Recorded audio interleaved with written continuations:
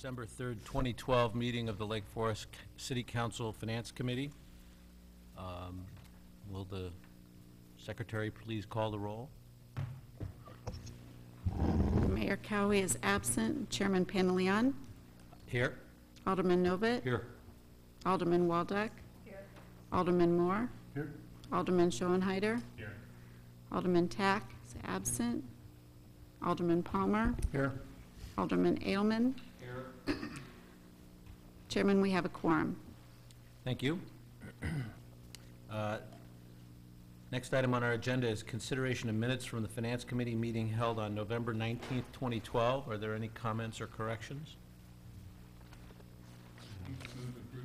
Second. All in favor? Aye. Aye. Any opposed? Okay, motion passes. Next item on our agenda is to authorize a payment to the Illinois Municipal Retirement Fund in the amount of $3,735,867 to retire in advance the Early Retirement Incentive Program liability.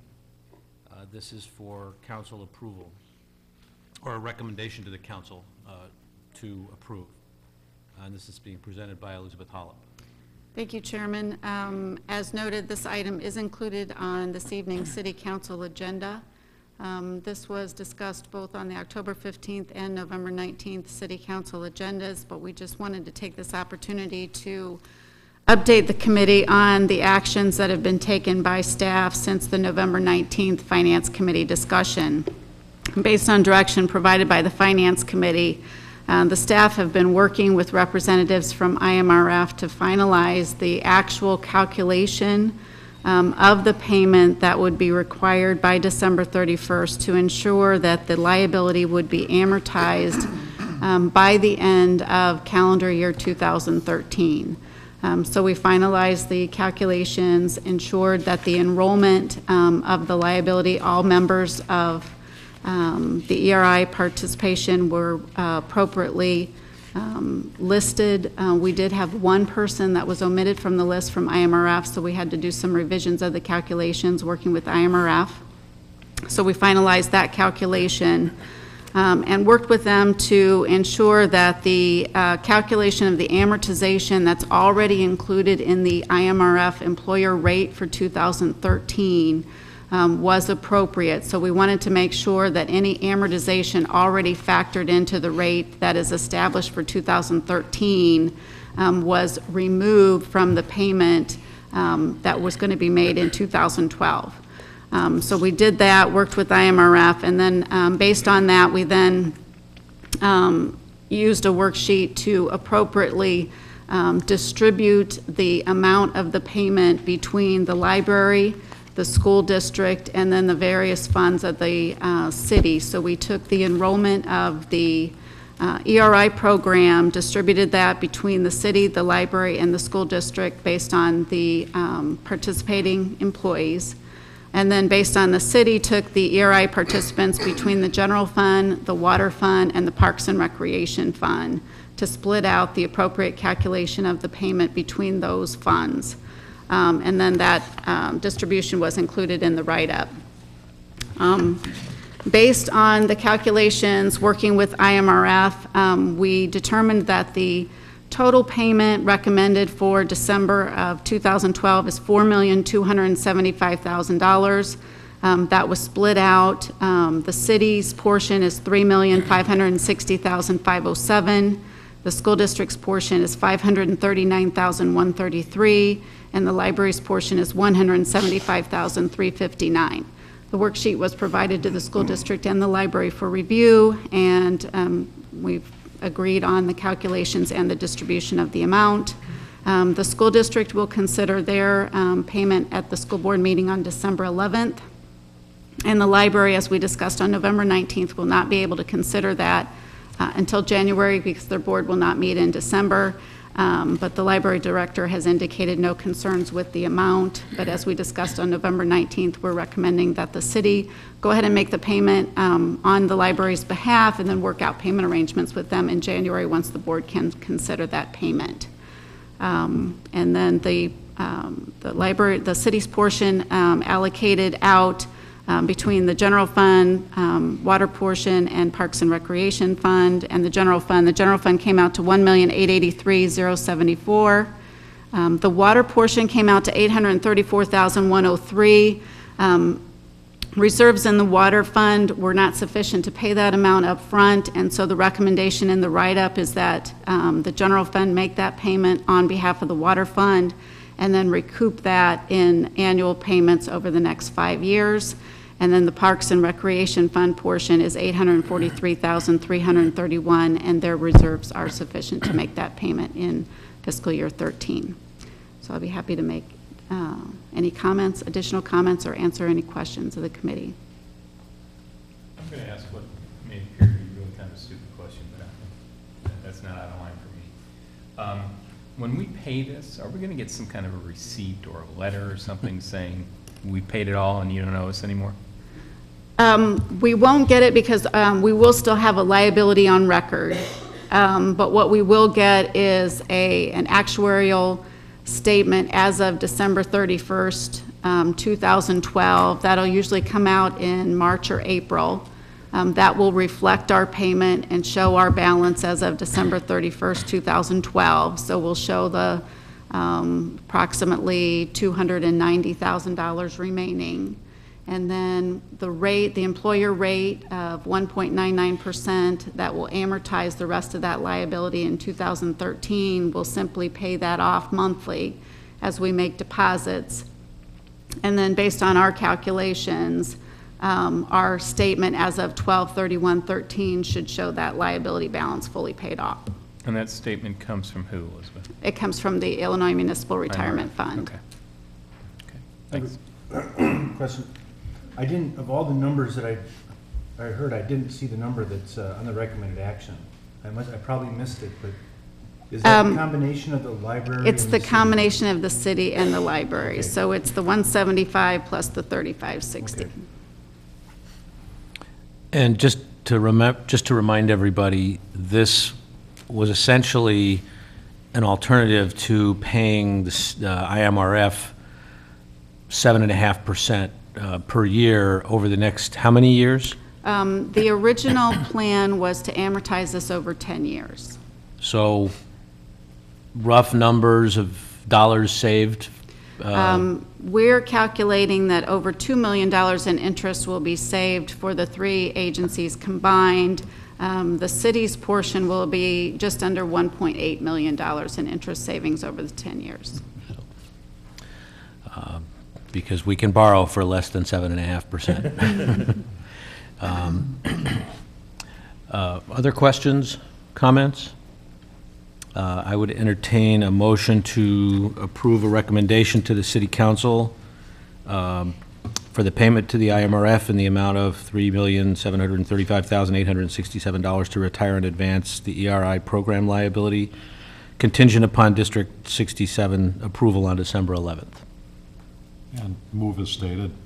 Second. All in favor? Aye. Aye. Any opposed? Okay. Thank you.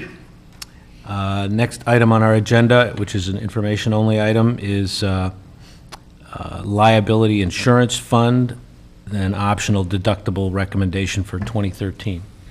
Elizabeth?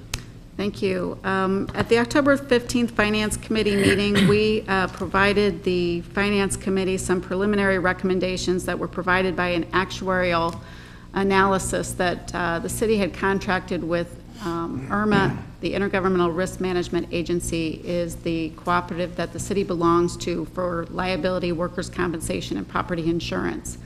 City had contracted for an analysis with the actuary that provides the actuarial services for IRMA to look at whether or not it would be in the city's best interest to look at a higher deductible for claims for the 2013 claim year. So currently, the city uses a $25,000 deductible.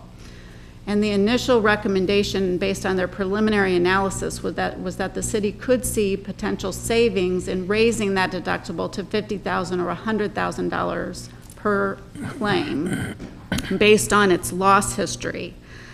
We had indicated that that was a preliminary analysis, and when they had final numbers from IRMA on the 2013 plan year, we would come back and provide updated analysis numbers to the Finance Committee. They have done that, and based on the 2013 member contributions released by IRMA, that analysis no longer indicates a savings for a higher deductible. What has happened is that it's actually good news in that they had based the preliminary analysis based on member contributions for the 2012 claim year. And what IRMA does is they base member contributions on a 5-year rolling average. And for 2013, the 5-year rolling average resulted in a high claim year rolling off and a very good claim year coming in. And so what we're seeing is that for the 2013 claim year for IRMA, our member contribution is actually going down, not only because of our 5-year rolling average, but also it's also the result of how Lake Forest claims compare to the pool as a whole. So it was kind of the perfect storm situation in that for 2013, our experience is much better, both individually and as a comparison to the entire pool. And so when they ran the numbers for 2013 instead of 2012, the actuary recommended that the city just remain at a $25,000 deductible. So we just wanted to come back and provide you that information based on the final analysis. We do have the final report, and Bob and I are suggesting that we and the actuary and IRMA representatives get together in January and just meet based on the whole experience, the actuarial analysis, the results of that. Milliman provides the actuarial analysis for the pool as a whole, but IRMA takes that analysis and then develops those member contributions for members individually on their own. And so we thought this would be a good learning experience for IRMA, and so we're going to use that information and meet with them in January and see if that isn't of benefit to IRMA in using that analysis going forward. So the only thing I would add, as Elizabeth said, it was really good news, bad news. The good news was we had a tremendous year this past year, and as she said, the first year, the 5-year rolling average fell off, and that was not a good year for Lake Forest. So when you now compare it, it was very favorable for us against the pool in general and what their experience has been. What is disappointing for me, though, is now with the information that we have, even though IRMA has indicated that larger communities like Lake Forest should really be looking at the $100,000 deductible, it's not priced well enough to make it worthwhile. And Milliman wanted to emphasize that if we went to 50 or 100, there is still a possibility we're going to save money, but the risk is higher as well. And we didn't feel that at this point in time it was worth accepting that risk. And so that's part of why Elizabeth and I and Milliman want to meet with IRMA and go through their the rationale for the way, or the methodology for the way that they develop that, because if they continue along those lines, they're not going to have anybody using the 100,000. They might as well get rid of it. It isn't worth, accepting the risk for it. So it was good news, bad news, because we thought we were going to move, but we wanted to come back to you and make sure you understood why we decided to just stay with a $25,000 deductible for the next year. So it's kind of an update and a never mind. Yeah. That's right. Just, for discussion's sake, and we've got a little time, how many actual claims were placed last year that would be subject to this? off the top of my head, I'd have to go back to the report. I don't know. How many? Off the top of my head, I couldn't tell you. I'd have to go back to the report, but. Okay, so 5 or under, and in worst case scenario, we've had aberration years. How high have the number of claims gone? Well, keep in mind, it's the number of claims, but it's also the severity of claims. And so I think, we might average 25 to 30 claims in the course of a year. I'm just throwing that number out right now.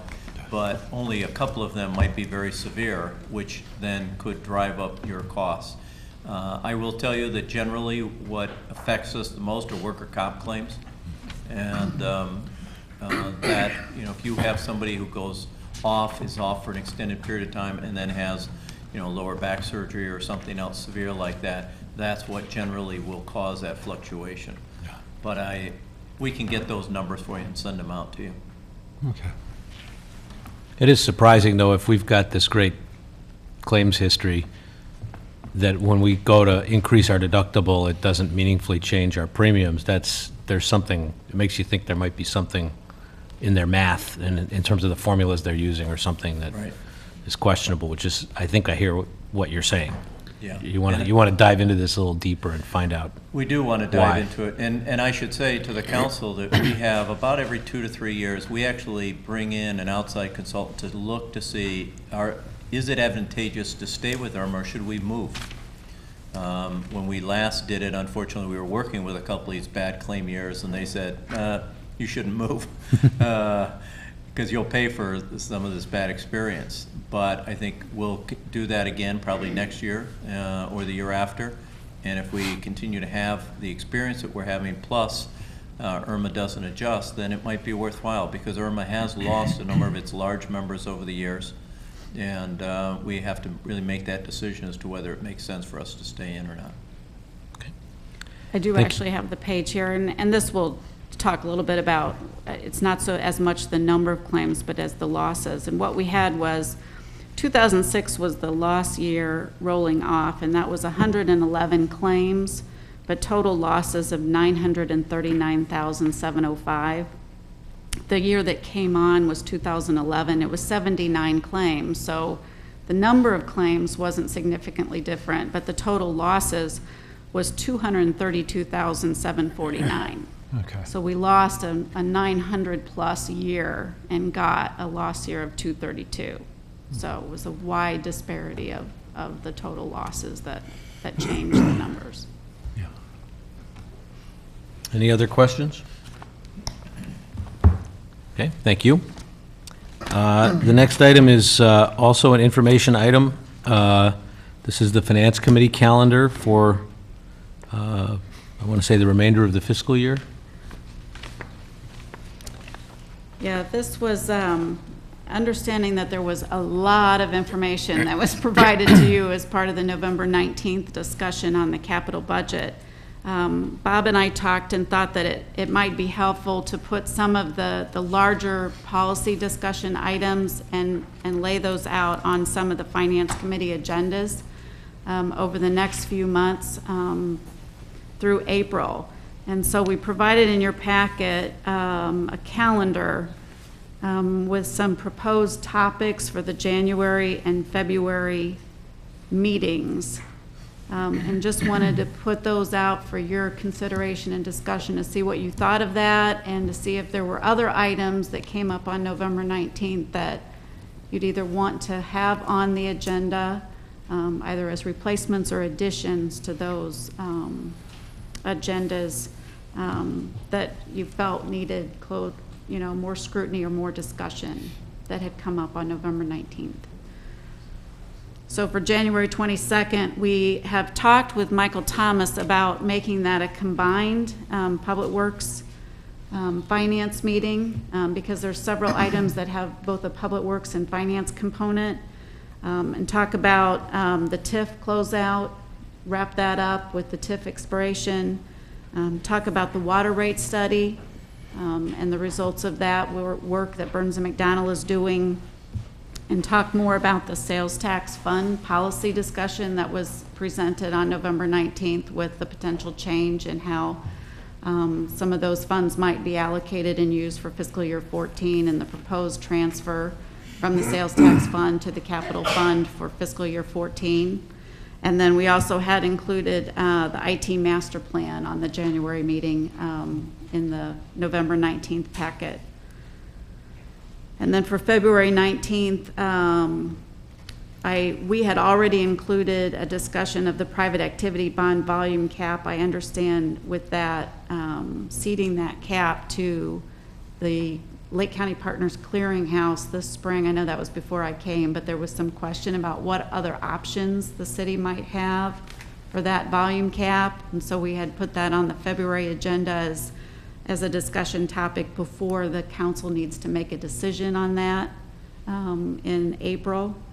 So we had included that previously for February, but then included with that agenda is water rate, preliminary discussion on the proposed water rate adjustment, Emerald Ash Borer, and then core electives. I know department heads should be contacting their council liaison with any potential revisions or changes to the core elective listings for fiscal year 14, and put that on the February agenda. And then, of course, March 18th is our scheduled budget discussion for operating budget, so.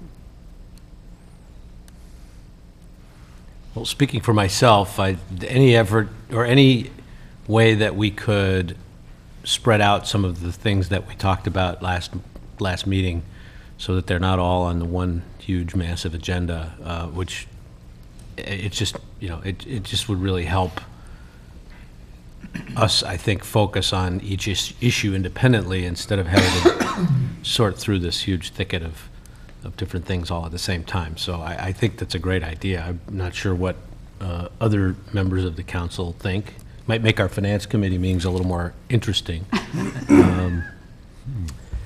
I misunderstood the thing. I was checking the dates, and they seem to be the dates we already had, Yeah. but they were the topics, so I Uh-huh. completely missed the point. I agree.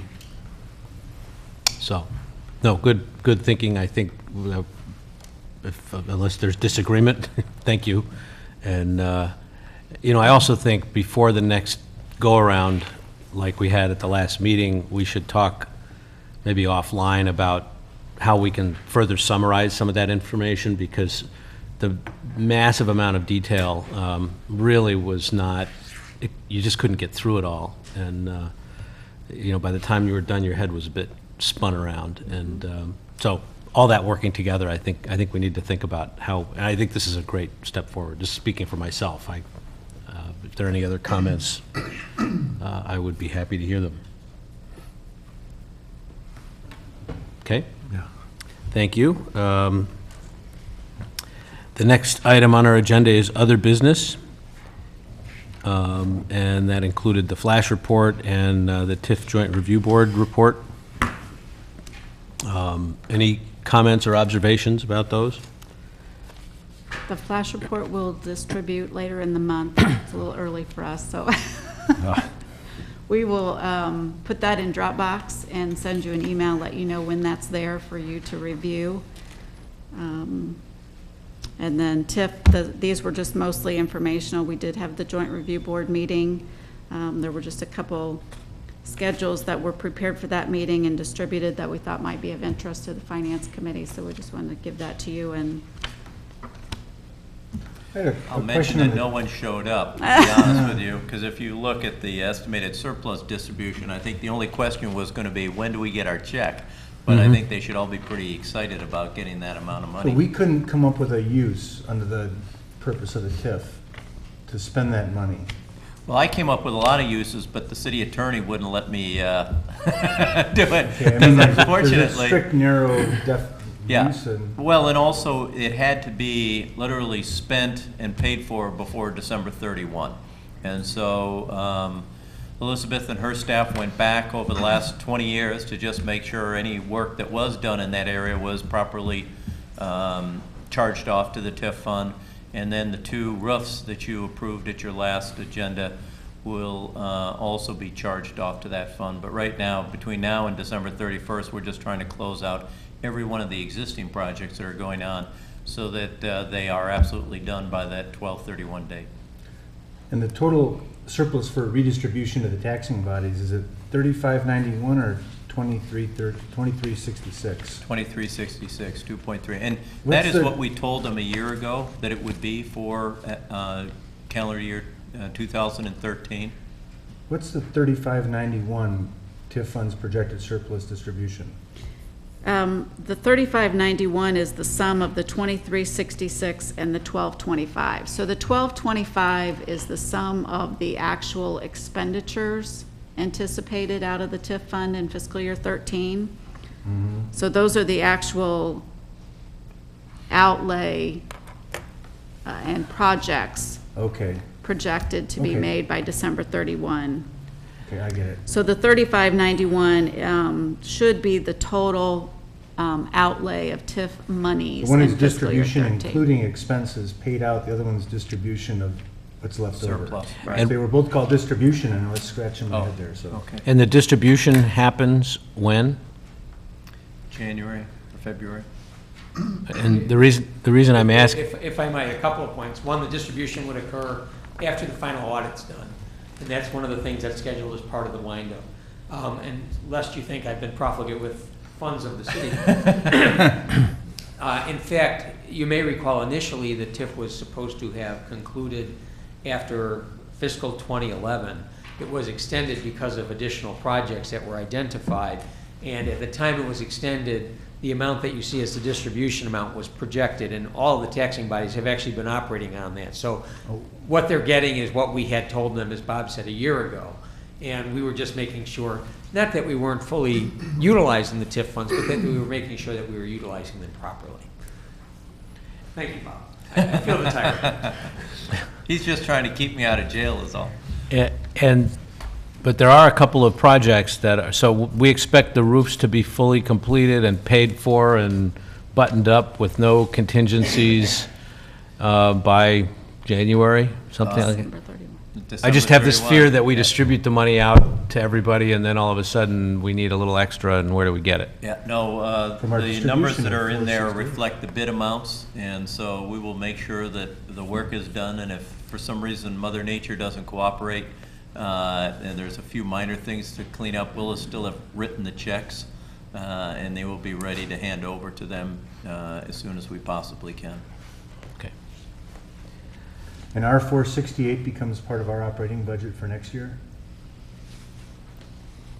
It does, and it's already calculated in, actually, it's gonna come in this fiscal year, and it's already included in our revenue estimates for this fiscal right. year. Fiscal year. So as you can see, there's a lot of happy taxing bodies out there. Plus, we have a whole new west side of town to show for it. Right. Okay, any other questions or comments about that? All right, then this would be an opportunity for the public to address the Finance Committee. Is there anybody from the public that would like to speak to the Finance Committee? Recognizing that there'll be opportunity for public comment at the City Council meeting in half an hour. Okay, there being none, I would, Do you want to take any of the agenda items? I know that you've already heard them 3 or 4 times, like the levy and the fees and so forth, but are there any other final questions? Otherwise, we'll just zip through them at the regular meeting. any other questions? I think we're all Okay? looking forward to this. So I would entertain a motion to adjourn the Finance Committee? So moved. Second. Tie for second. I'll give it to David. All in favor? Aye. Aye. Any opposed? Okay, the Finance Committee meeting is adjourned. Thank you. We'll reconvene at 7:30 for the City Council.